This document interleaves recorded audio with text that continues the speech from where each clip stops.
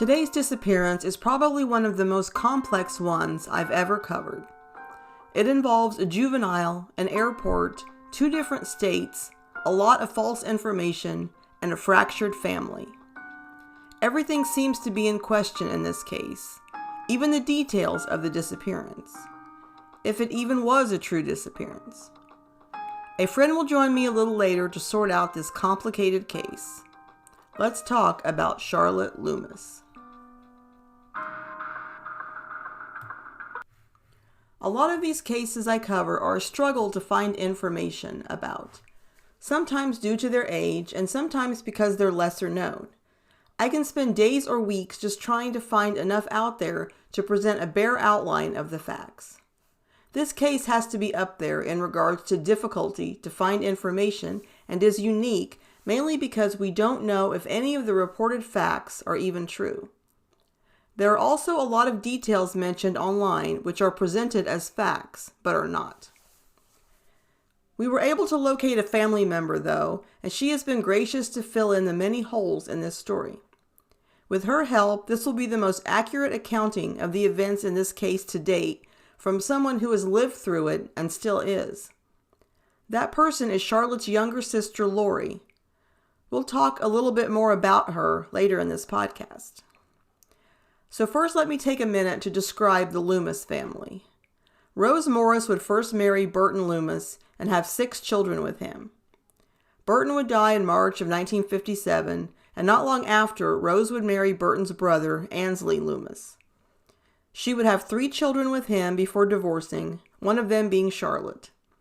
Ansley Loomis would die in 1980. Rose would then marry Louis Denon and have 3 children with him. So in all, Rose would have 12 biological children and 2 stepchildren. We are going to talk about some of the children in this podcast, so I will list them all in order of birth. They are Daryl, Carol, Dennis, Dwayne, Larry, Lynette, Doreen Gale, David, Charlotte, Kathy, Carlton, Sheridan, Edward, and Lori. Sadly, Doreen Gale Loomis died in 1952 at only 3 months of age, due to a complication with her thyroid.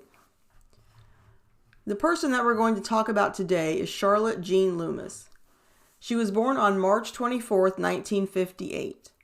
Her parents were Ansley and Rose Loomis. At the time of this mystery, she was 14 years old and living in Oscoda, Michigan. Charlotte's home life was pretty hectic as she lived in a home with 5 of her siblings and her mother and stepfather. Charlotte Loomis had been out of control and a handful for her parents. She would constantly run away to hang out with the biker gang that had a house only a mile or so from the family's home in a residential neighborhood. Charlotte's parents had even sent her to a mental health facility in Traverse City, Michigan on a few occasions. The stays didn't seem to help, as once Charlotte was home, her out-of-control behavior would begin again. Charlotte attended Kettering High School in Detroit, but she had begun skipping school. Her truancy got so bad that the courts got involved and told the parents that if something wasn't done, then she would become a ward of the state. This is when Charlotte's older sister Carol stepped in. She offered to let Charlotte stay with her and her husband for the summer. Carol's husband, Tom Friday, was stationed in the military at a base in Eatontown, New Jersey, so that's where Charlotte went to spend the summer. After about a month of being there, Charlotte apparently was writing to her mother, begging to come home. She also said that she was being mistreated there. Charlotte's parents would eventually arrange for her to fly back home. On September 1st, 1972, Charlotte was to board a plane at Newark International Airport and was to arrive in Detroit, Michigan. There was some question as to whether there may have been a layover in Ohio, but Lori said that it was a direct flight from New Jersey to Detroit. It is also stated online in many places that the airport she was flying into was in Saginaw, Michigan, which is wrong. When Charlotte's parents arrived at the airport in Detroit to pick her up, they were in for a surprise. Charlotte's luggage was there, but Charlotte was not. This is where the story differs greatly from the online accounts of this disappearance. Some of the stories you will read online make it seem like there was never a police report filed, and no one was alerted to this 14-year-old's disappearance for years later, but that simply isn't true. Charlotte's brother Ed accompanied his parents to the airport in Detroit that day. He remembers his parents flipping out when they couldn't find Charlotte. He also remembers security, the airport police, as well as the Detroit police going there, and he said it was a wild scene. Another of Charlotte's brothers, Sheridan, remembers how chaotic it was when they returned home without Charlotte, with the cops and everyone coming and going. Of course, Charlotte's sister, Carol Friday, was questioned. She said that she took to the airport and put her on the plane. That was all that she would say initially about her sister's disappearance. It has never been reported if Tom Friday was ever questioned, and if so, what he had to say about the last time that he saw Charlotte, which at the least is very surprising. So years would go by, and the family would never hear from Charlotte. It appears that after the initial investigation, police did very little to find her or to keep her name out there, so no clues to follow up on. There is also no mention anywhere in any newspaper or any other news source in 1972 about Charlotte disappearing that I could find. Then in 2000, Louis Denon, Charlotte's stepfather who had raised her, was very sick. Some of the family members would gather together that night that he died to spend some time as a family and to say goodbye. Carol was there, and when asked, she would add to the details around Charlotte's disappearance. Carol now said that Charlotte had been trying to run away and was being bad while in New Jersey. She even said that Charlotte had gotten pregnant and she took her to the military base to get an abortion. Lori had always been doubtful of Carol's version of the details around the disappearance, and now Lori doubted these new details as well. She questioned Carol and said that she was never given guardianship over Charlotte, so how could she have had an abortion performed on her on a military base? New Jersey State Police Captain Amici looked into this story as well, but he could find nothing to validate Carol's claims. Some more information would also come to light after their father died, and it was, in a word, chilling. When Charlotte was reaching out to her parents, begging to come back to Michigan, she was apparently also reaching out to her brother, Duane Loomis, who was at the time stationed in the Army. He said that Charlotte called him begging him to come get her because Carol and her husband were mistreating her. Duane did not go get his sister because he knew that she was set to fly home in a few days. But Charlotte never came home. Lori said that when Charlotte disappeared, Duane even went AWOL from the Army to search for her. The night that the family gathered around their father's bedside, there was apparently a blowout between Duane Loomis and his sister Carol. Not surprisingly, the subject of their sister's disappearance came up. Duane yelled at her and accused her and her then-husband Tom of farming Charlotte out. Lori said that she had always known to never bring up Carol when talking to Duane, but after that night, she knew why. The exact details aren't clear, but Lori did say that Tom and Carol Friday were involved in various illegal activities while he was stationed in the military, some involving drugs. Tom and Carol are both now deceased, so I would normally be hesitant to talk about this because I could not find any specific details about any charges. But I'm doing so because a family member told me about these charges, and I think that it's important to mention any possible illegal activity involving the couple, since they were apparently the last people to see Charlotte before she went missing. Lori is unsure exactly when she started to look into her sister's disappearance. Possibly around 2000, when her parents started getting sick. She wanted to give them some closure, so she started looking at unidentified bodies to see if any matched her sister. She said curiosity was a factor too. For years she thought if her sister did leave willingly and never made an attempt to see their mother again, then that was terrible and she wouldn't want to know her. She also said that she would see her mother crying on Charlotte's birthday and around the holidays, mourning her lost child, and Lori wanted to do what she could to try and find answers for her. In the early 2000s, Lori was contacted by the National Center for Missing and Exploited Children to get Charlotte's mother to provide a DNA sample to have in case a possible match for Charlotte was ever found. Her mother did submit a sample of her DNA. Lori also worked with Captain John Amici from the New Jersey State Police to get more attention for her sister's case. Captain Amici said that back in the 1970s, the original investigators would routinely take the files home with them. He did locate the original officer on the case, but learned that when she disappeared, there were never really any leads. He did mention that there are a lot of unidentified Jane Does out there, and one could be Charlotte. So now that Charlotte was in the system, along with the DNA from her mother, at least now they could identify or rule out any possible match. As I mentioned earlier, Charlotte's stepfather, Louis Denon, would die in 2000. Her mother, Rose Denon, would die in 2004, never knowing what happened to her 14-year-old daughter. However, Charlotte's sister Lori would, and still does, continue to do everything she can to raise awareness and find out what happened to her sister. She said that her parents never had the chance to use the internet and technology to try to find their daughter, so she is taking advantage of the opportunities that are available in 2026 to try to find answers for the family. Carol has since passed away, but before she did, Lori did confront her once again on the shaky story of what happened to Charlotte on that last day. As always, Carol denied all accusations. Lori doesn't think that her sister is capable of feeling guilt. If she was, then how could she have gone on for 40 years knowing the truth but not saying anything? Add to that how hard some of the other siblings took Charlotte's disappearance, some even turning to alcohol. She really has nothing positive to say about her sister Carol. Like I said, I could find absolutely no mention of Charlotte's disappearance in any newspaper or news source around the time that she disappeared. When I asked Lori her opinion of why, her answer made a lot of sense. She said that Detroit police were involved a little, but she figured that they just branded her a runaway.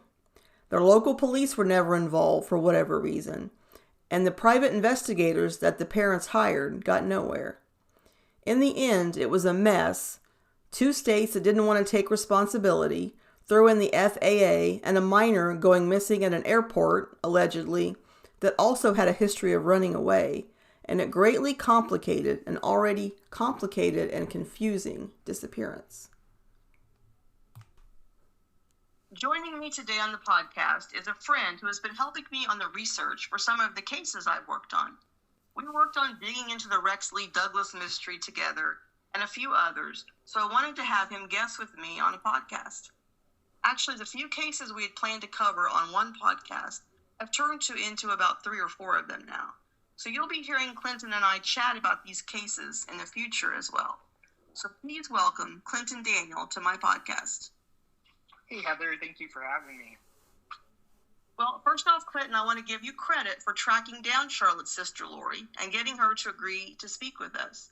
I'm sure you agree that hearing from her was very interesting, and it's really changed my thoughts on this case. Absolutely, yeah, and my heart goes out to her, but she's been so helpful. Yes, and I'm sure it's got to be painful to relive all of this. Oh yeah, especially since, her family's gone, our parents are gone now, so yeah, I'm sure this is a very sensitive topic, and just having her open up as she did, that just says a lot about her, and it says a lot about our parents too. Yeah. So now that we know the story, let's talk about whether Charlotte could have run away while she was in New Jersey. So I think technically, yeah, she could have run away because she had done it in the past.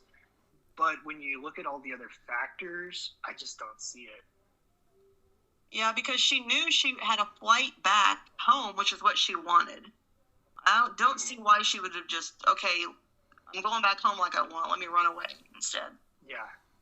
And she was, like you said, she's reaching out to her family, but it wasn't just letters, it was also a long distance phone calls too, which would have been expensive at that time. And that kind of stands out to me because it was 1972. Yeah. And so what are the chances that she could have flown into Michigan and then just ran off at the airport instead of meeting her parents? I thought about that too. I thought about, whether that could have been an option, but I just don't see it happening. It's unlikely because, airports in the 1970s, very unrestricted. It's not at all like it is today. And the family could have, at that time, just walked into the airport, no security, could have walked right up to the gate, and they could see her, most likely, come off the plane. And I would assume if she had been gone for that much time, that they would have been prepared, and they would have been at the airport ahead of time to actually see her get off the plane. So I just don't see that being likely. I don't see from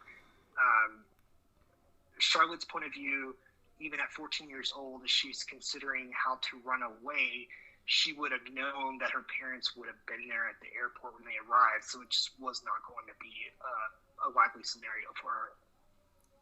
Yeah, and I mean, Charlotte was, kind of a wild at the time, but I'm sure she loved her family, and she probably was looking forward to seeing all of them again. I mean, she could have ran away eventually again, but... Yeah, and she obviously trusted her family because she was calling. We know that she called the brother who was in the military. And, I try to think it through in the scenario. We know that there was, the biker gang that lived close to the house. But she called her family. She didn't call these other people that were kind of on the peripheral, of her. She called her family. So that says a lot to me about her, that she trusted her mom. Yeah. And so Charlotte lived in Oscoda, I believe is the correct pronunciation, Michigan, which is, close to Detroit. And I want to bring that up. If there was the slight chance that she ran away before her parents could pick her up, because there are two teenagers that went missing in Halloween 1969, so less than 3 years before Charlotte, in the same small town. It's actually one of my Patreon episodes. And it's Patricia Spencer was 16, Pamela Hobley was 15, basically skipped school one day, had plans to go to the Halloween dance that night, but never showed up and were never seen again. So that in itself is a little strange. 3 teenagers going missing within less than 3 years in the same small town. But we just can't really put Charlotte, back at her hometown before she went missing. Yeah, and that sounds like a small town to me too. And yeah, I think it was less than 5,000, if I'm correct. Yeah. So let's now talk about Tom and Carol Friday. What are your thoughts? Okay. So Carol is not a sympathetic figure in this story at all. To me, she comes off as very unstable. I think that she probably had some personality disorders. She, for the 1970s, she had been married a few times. I mean, by the time she married Thomas, I believe this was her 3rd marriage, and she was only 26. So, looking at the background of the family, we know that they had experienced tragedy. I believe there was at least 1, but maybe 2 infants that had died. Yeah, one died at 3 months, yeah. Yeah, that was Gail, correct? Yeah. Mm-hmm. And we know that there were... the father died young, and then the mother had remarried. So there was a lot of stuff that probably went on that affected Carol, but that's not an excuse for who you are as an adult. So I know that you discussed the drug angle, and I think that's completely reasonable that they were involved in something that was nefarious. And, I think it's pretty fair, knowing what we know about their lifestyle. I think it's fair to question why they would have volunteered to keep Charlotte, considering the life that they had in New Jersey. Yeah. And also, I mean, we don't know exactly what she told her brother Dwayne, but for him to use the term farming Charlotte out... Exactly. What was Charlotte telling him in that phone call? Yeah, and considering, again, 1970s, there may have been stuff that she was not comfortable saying on the phone. Maybe she didn't feel comfortable talking to her family, and maybe in what she was trying to describe, her brother had a sense of what she could have been trying to communicate, but maybe they just didn't actually say it. And I think that the word farming her out, and we know that at one point the mom actually, Rose, she had made a comment, I believe it was to Lori, that she believed that ultimately Charlotte may have been sold for drugs. And those were just the circles she was running in at the time, Carol and Tom. And again, I want to question why you would bring a vulnerable child that's already experiencing trouble in Michigan, that is a truant and possibly going to become a ward of a state. Why, as an adult, would you think, oh, let's have her come here? Did they have something in mind at the time? Was Thomas influencing Carol to do this? There's just a lot of questions that I think that we can raise. Red flags. Yeah, and also maybe Charlotte was in a panic because her brother didn't go get her because she'd already apparently had the flight arranged. So Charlotte knows the flight's arranged, and she's still calling her brother in a panic. Yeah. That's sad, to think of what she could have been going through. And honestly, if Charlotte hadn't went missing, you could say, well, maybe she was just being dramatic, saying whatever to get out of there. But, the actions speak for themselves. She went missing after saying that they were mistreating her. Yeah. And, and it could have been at their hands. It could have been something that happened that they thought they would, get heat for. But I don't even know did Carol even try to look for Charlotte? Did she even care? So I never heard anything about that. I know that we were told that Carol had claimed that Charlotte had, I think the term was been bad, which is a ridiculous thing to say, but she was being bad, which led to her getting an abortion, and abortion was on a military base, which just was not going to happen, because even as a civilian, which she would have been considered a civilian, because there was no legal guardianship. Yeah. So how is she going to be treated in 1972? And I believe that was actually even before Roe v. Wade, correct? I think Roe v. Wade was 73. Yeah. So, and Lori doesn't think the story about the abortion came out till around 2000. That was okay, let me add this. Yeah, why wouldn't you have told that initially? Because that would kind of change it up a little bit. If there was actually an abortion, and considering she's 14, that's a very, that's an intense surgery to have. So that would have changed the course of the investigation too. So no, none of that's true. I think that's Carol's attempt to victim blame, and I also see this as Carol's attempt to diminish the value that Charlotte was worth.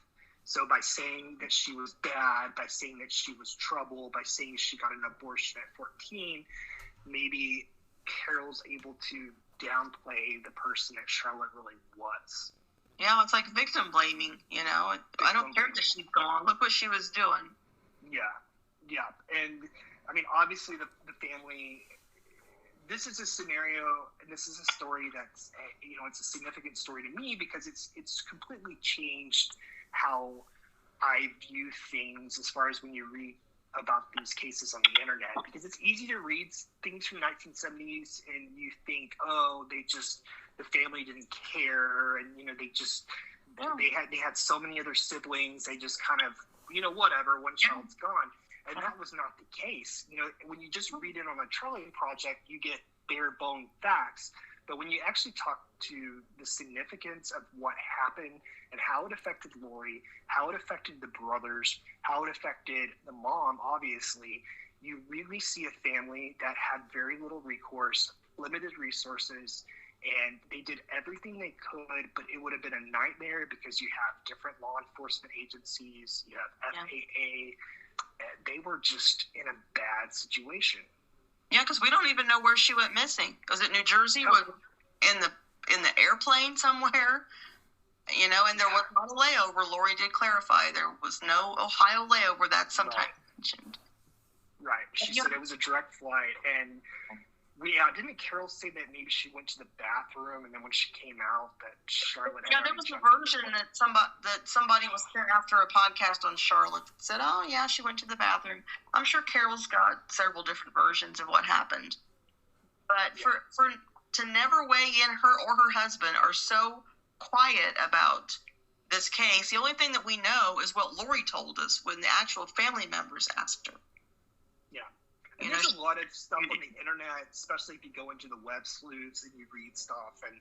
And from what we've known, we've been told, hey, none of this is true.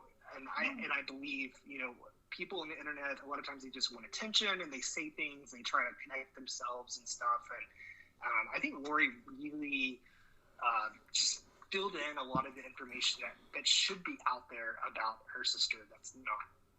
It's got to be frustrating for her to read what little is out there about Charlotte, because half of it is incorrect.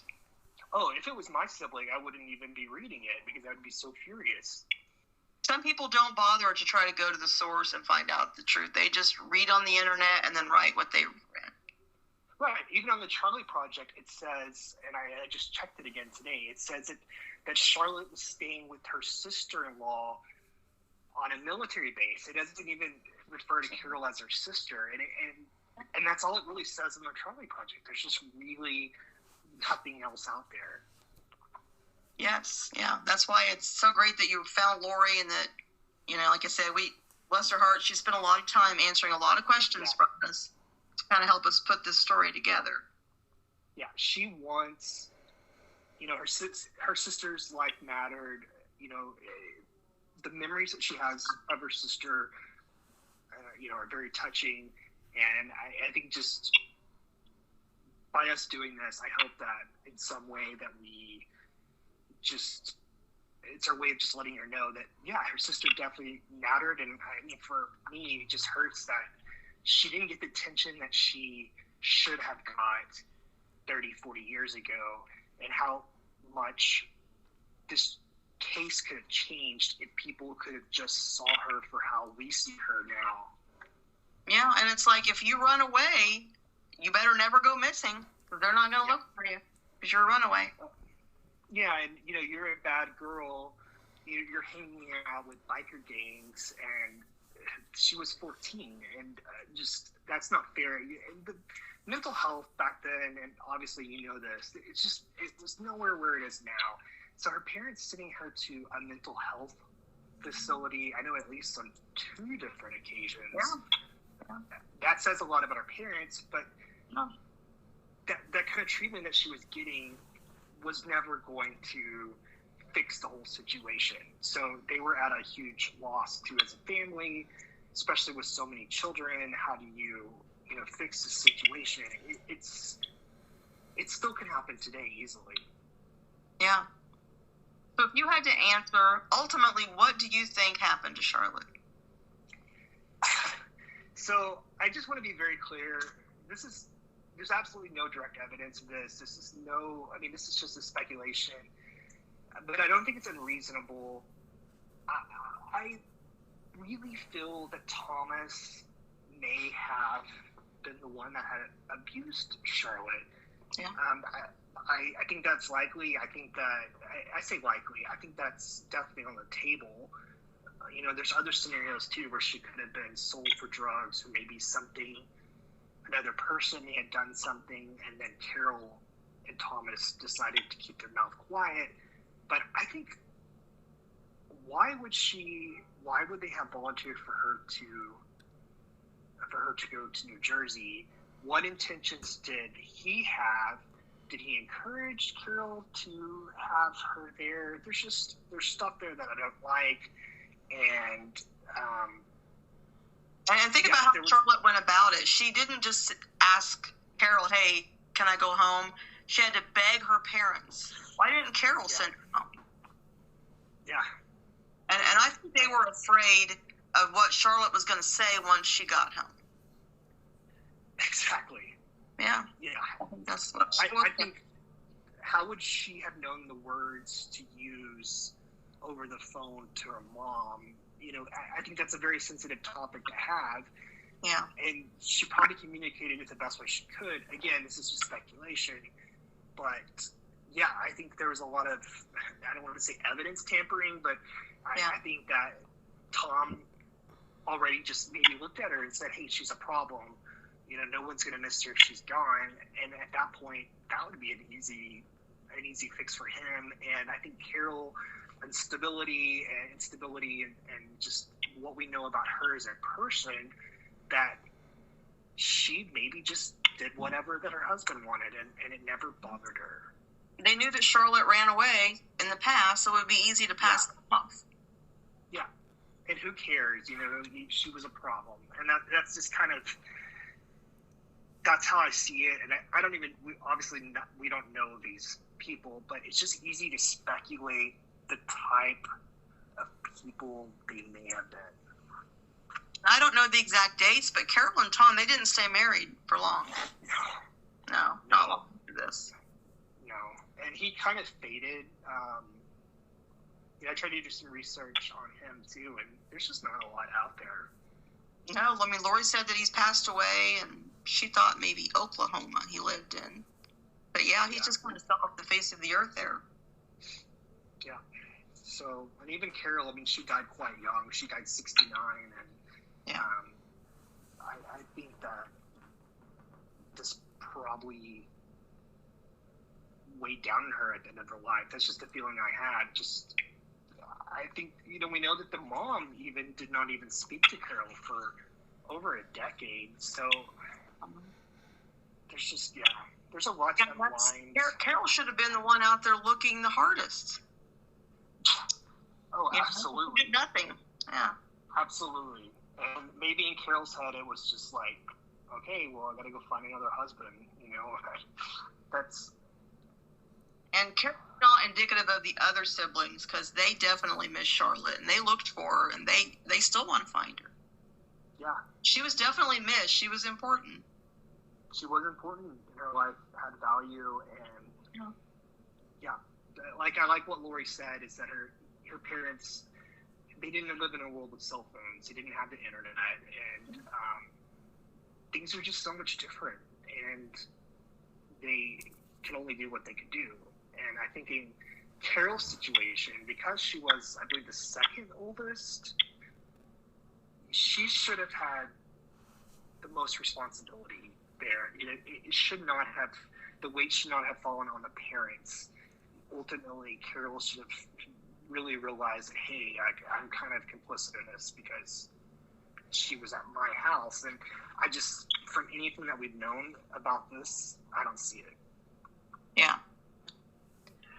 Clinton, well, thanks so much for discussing this case and for all of your help with the research on this and some other cases.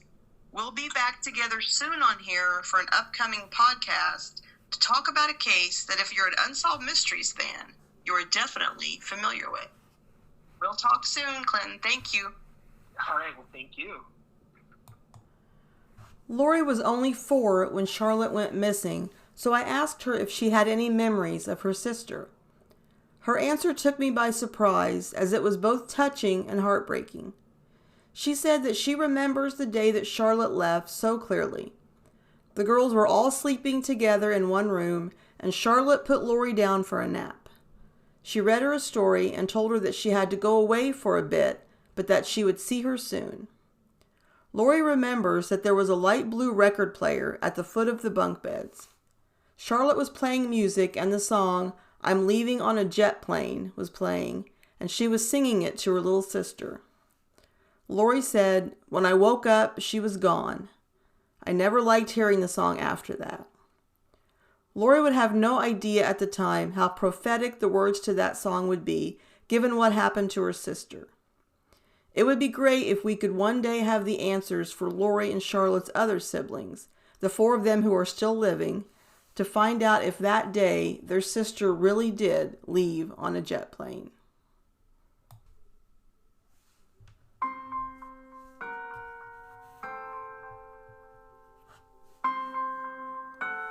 That concludes my podcast on Charlotte Loomis. A special thanks to Clinton Daniels for joining me to discuss this case. If you enjoyed this podcast, please leave me a rating or review where you listen to your podcast. You can find me on Spotify, Amazon Music, Apple Podcasts, iHeartRadio, YouTube, and YouTube Music under one word, Lost and Found Podcast. You can read all of my original articles, as well as find links to my most recent podcasts on my website at Lost and Found Blogs. I also have social media pages under that name on Facebook, X, and Instagram. I have a Patreon channel where I also cover lesser-known missing persons cases that you may have never heard of. You can reach me via email at lostandfoundpodcast@yahoo. And remember that cold cases stay cold because their story stops getting told.